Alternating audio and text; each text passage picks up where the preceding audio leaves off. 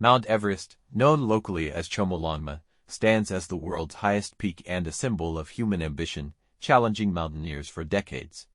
However, the mountain now faces a serious issue: overcrowding. The surge in climbers aiming for the summit has led to problems, impacting both the environment and the safety of those on the mountain. One of the most immediate dangers is climber congestion. The death zone, the area above 8,000 meters where the human body starts to deteriorate, offers limited space. Climbers often find themselves in long lines, waiting for hours in sub-zero temperatures. This delay wastes precious oxygen and heightens the risk of exhaustion and altitude sickness. The Hillary step, the last major obstacle before the summit, becomes a bottleneck, amplifying these dangers. Advancements in technology and mountaineering gear have made Everest more accessible to a broader range of people.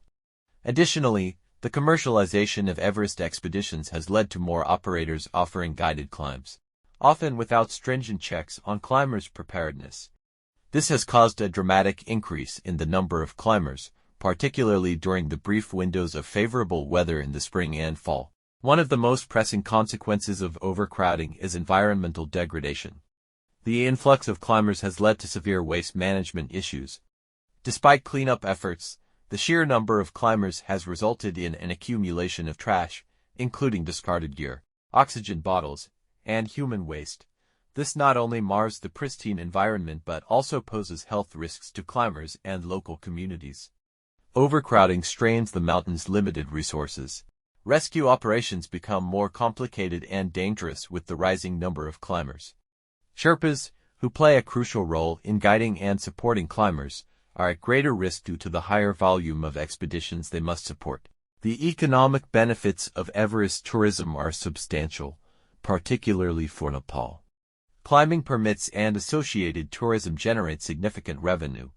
However, this economic boon comes with social implications. The increased demand for expeditions has led to more inexperienced climbers attempting the ascent, often relying heavily on guides and Sherpas.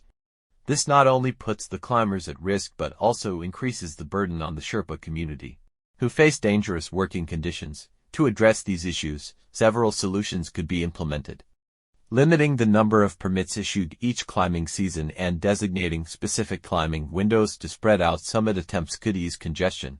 Climbers themselves have a responsibility to be well-prepared, eco-conscious, and prioritize safety over summit bragging rights. Improving waste management systems on the mountain is crucial.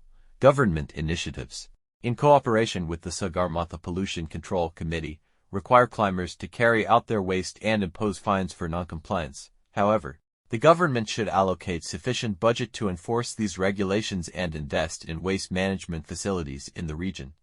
Enhanced safety measures are also essential.